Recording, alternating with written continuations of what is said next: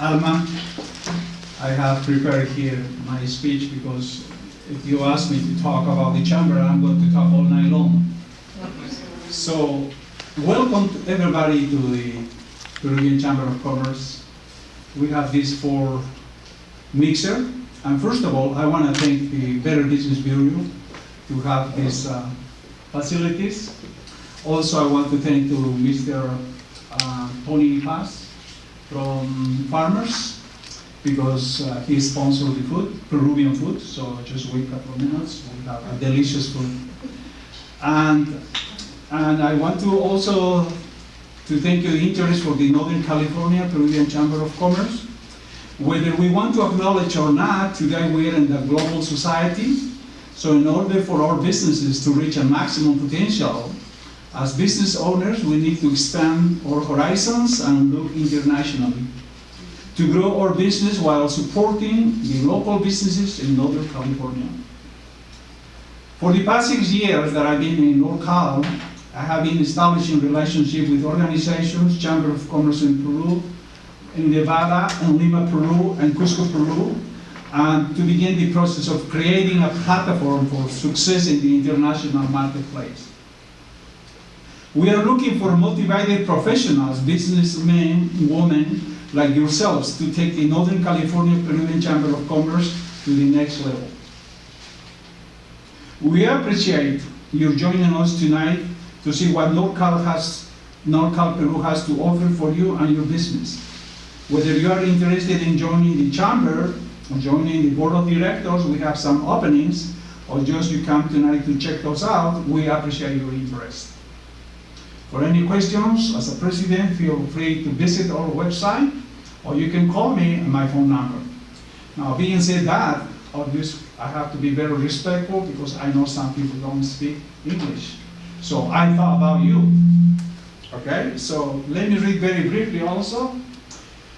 En calidad del presidente del directorio de la Cámara de Comercio Peruana del Norte de California, me permito enviar un mensaje de todo corazón y respeto a nuestros compatriotas en Perú, residentes de California, Estados Unidos, en especial Sacramento.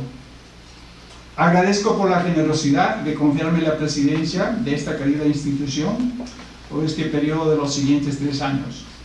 Como hombre de negocios asumo este reto y estoy seguro del auspicioso destino que depara la Cámara de Comercio Peruana, que contará con el apoyo, participación activa del sector estatal, privado del Perú y Estados Unidos.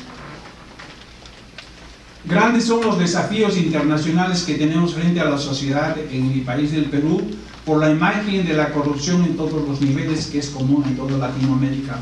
La Cámara de Comercio Peruana del Norte de California tiene un enorme reto de cumplir en forma honesta, transparente, y haremos respetando los principios éticos, morales que establecen las regulaciones de nuestra institución.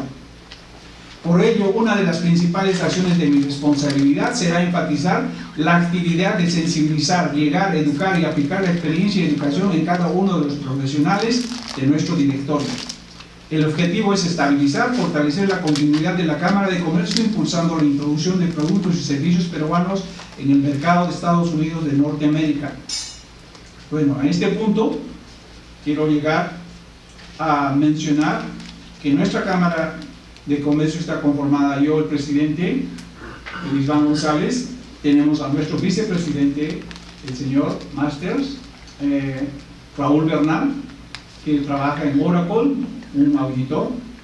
Tenemos a nuestro vicepresidente de International Trade, Esther Gordillo, 31 años de experiencia en International Trade. Tenemos a nuestro tesorero, el señor John Mejía, que administra la First Foundation Bank. Y tenemos otro profesional que es nuestro secretario, quien esta noche nos va a dar nuestros alimentos, el señor José Paz, agente de Farmers. Y también hago presente nuestros presidentes del pasado. Sharon Brownson es de New York Life Insurance, an executive, y nuestro señor past president también, Antonio Vera, owner y empresario de Owner Packer Plumber. Habiendo dicho esto, solo quiero invitarles que en el próximo evento vamos a tener cada mes perdón, cada 2-3 meses, mixers. Este es el cuarto mixer y este es el resultado. Estamos avanzando, habíamos empezado con 8 personas, luego hubieron 22 y ahora estamos en un número mayor. El siguiente evento es el 28 de junio, que vamos a enseñar a la gente cómo comprar casa sin cero de enganche. Tenemos a una gran ejecutiva, Cecilia Durán, de Freedom Mortgage. Por favor, Cecilia. Okay. Ella es una experta en negocios, le puede poner en una casa si usted no tiene su casa. Hay muchos programas de ayuda. Y trabaja en grupo con la señora Gina González, que hacen un buen partnership. Y finalmente, a futuro, vamos a tener al señor pues, Antonio Vera, no es Antonio, José Vera, que es de Vera Asociados, un abogado de inmigración, que va a hablar todo lo que se refiere a lo que es el DACA. ¿Por qué se revocó el DACA? ¿Se restaurará el DACA? ¿Qué propone la administración de Trump para continuar con DACA? Los beneficios de DACA y el peligro de deportación. Y al final del año o al próximo año vamos a tener el curso o un seminario, taller, con Esther Gordillo acerca del International Trade. ¿Qué productos pueden traer ustedes de diferentes países a California, Estados Unidos? ¿O qué productos pueden ustedes enviar a esos países? Yo he llevado el curso con ella, estoy ya en la plataforma de Poder Actuar. No les voy a cansar con mi discurso, pero sí, déjenme dar la mejor presentación a mi gran amigo y gran profesional, y miren todo este resumen que tiene el señor. Acá tiene una inversión muy grande en lo que es la educación. Y la educación hoy en día es la clave del éxito para triunfar en este país. Con educación se puede llegar lejos, y si eres bilingüe, mucho mejor. Permítame presentar a Leonel Padilla, and I'm sorry, Mr. Or anybody who listens, he will take care of this translation from now on. Thank you very much.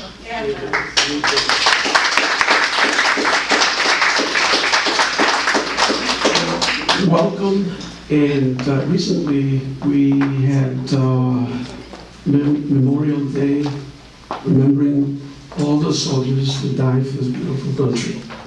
So I propose that everybody stands up, and let's just give us a moment of silence in memory of all these soldiers.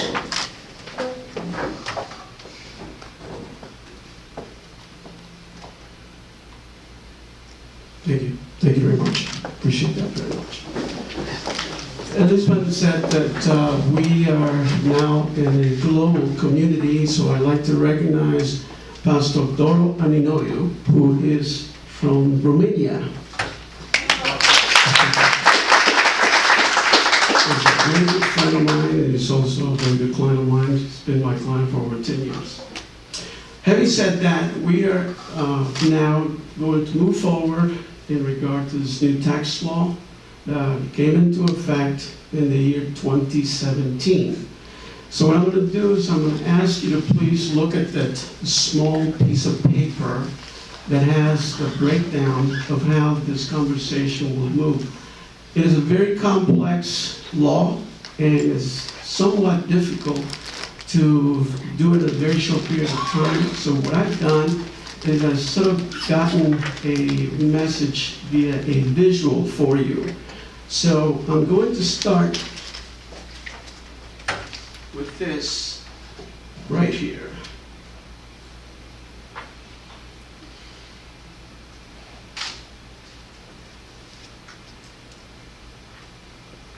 Oops. I think I'm going to need a manual here. So here, and He showed me that and I already forgot. okay. No, that's not what I wanted to do. You know what I want to do with that.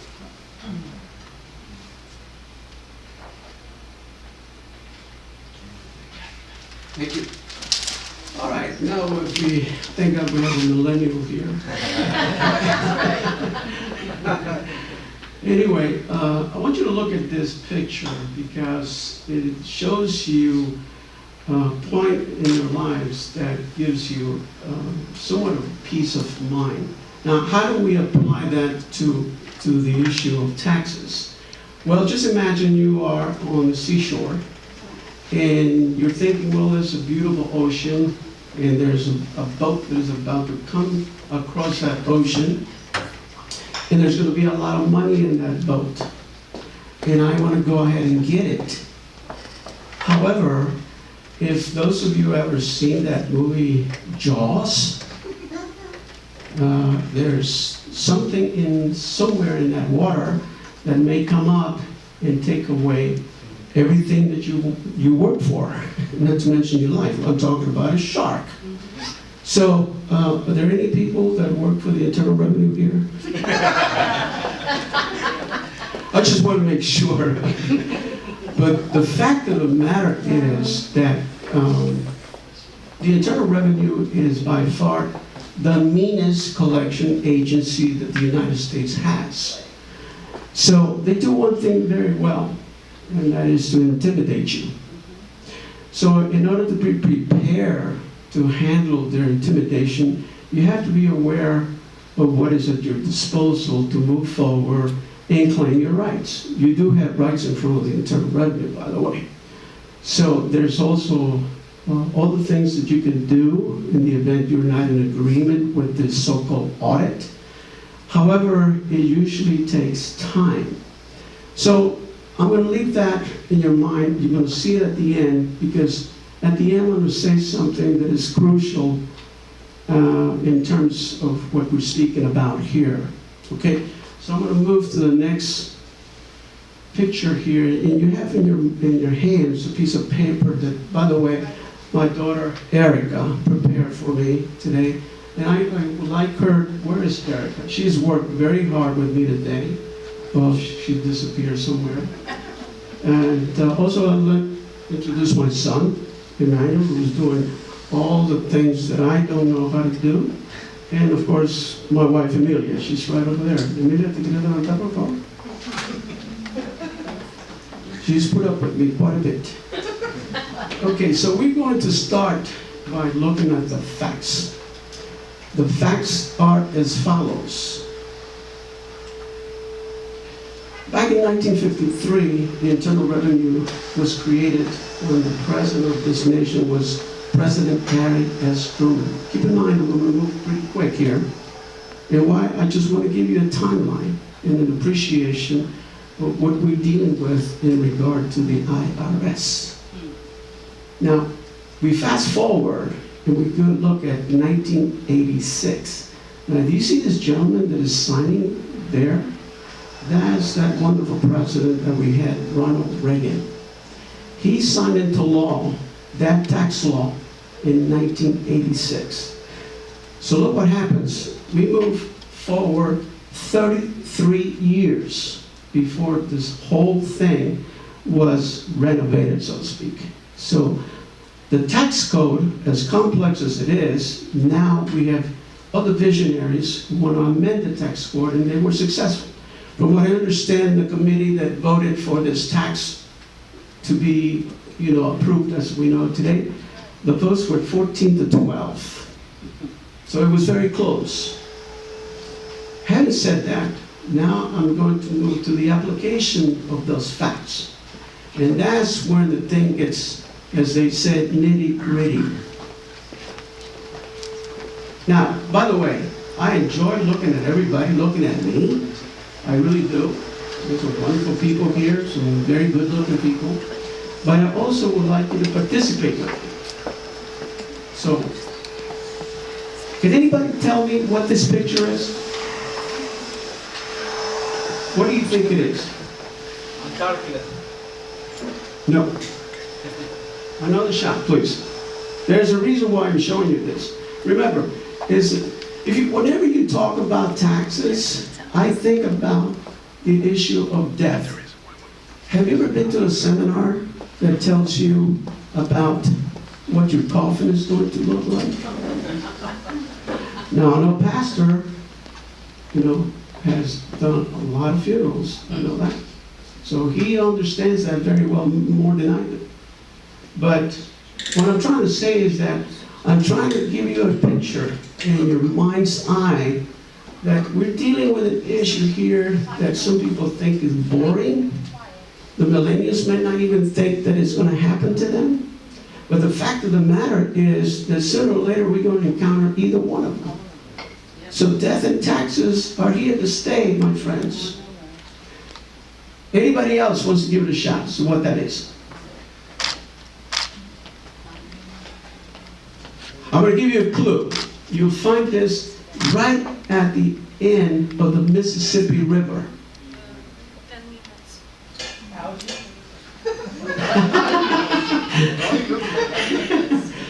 It looks pretty complex, doesn't it?